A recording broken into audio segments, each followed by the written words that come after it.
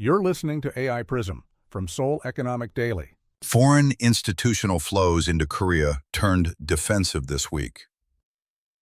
The Bank of England is now watching Korean chip stocks directly. KOSPI erased 864 trillion won, roughly $627 billion, in market value in 2 days. CXMT's Shanghai listing just handed China a $516 billion semiconductor champion overnight. 3 signals. 1 question: is the technology decoupling actually working? It's Thursday, July 30th. Here's why global investors are paying attention to Korea today. KOSPI's sell-off followed a report that a Chinese state-backed firm has started making DUV lithography equipment. That single report reignited fears that Washington's chip containment strategy is losing effectiveness.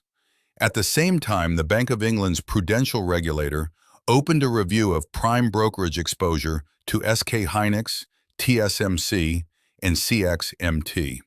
Here's what the numbers show. KOSPI dropped 5.98%, or 360.42 points, closing at 5,663.24 on July 29th. Over 2 sessions, the index lost 1,092.51 points, 16%, with circuit breakers triggered on consecutive days for the first time on record.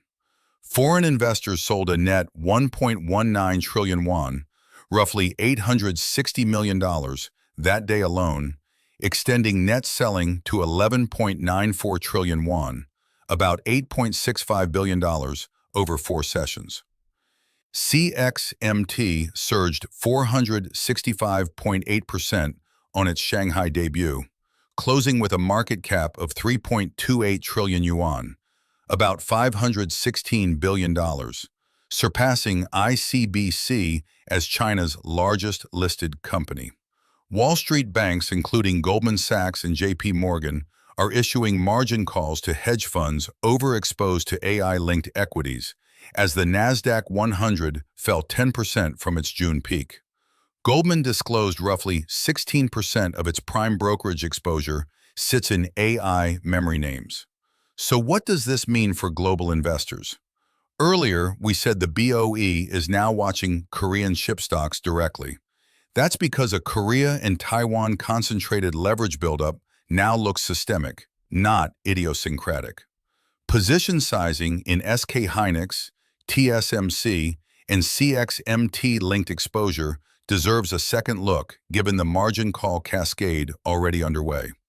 Whether this is a rotation or a genuine re-rating of the China chip independence trade will likely define positioning into the third quarter. That's today's AI Prism, Global Investors. This episode was produced with AI assistance based on Seoul Economic Daily reporting and reviewed by a human editor. AI Prism is a WAN IFRA award-winning series. We'll be back tomorrow. You've been listening to AI Prism from Seoul Economic Daily.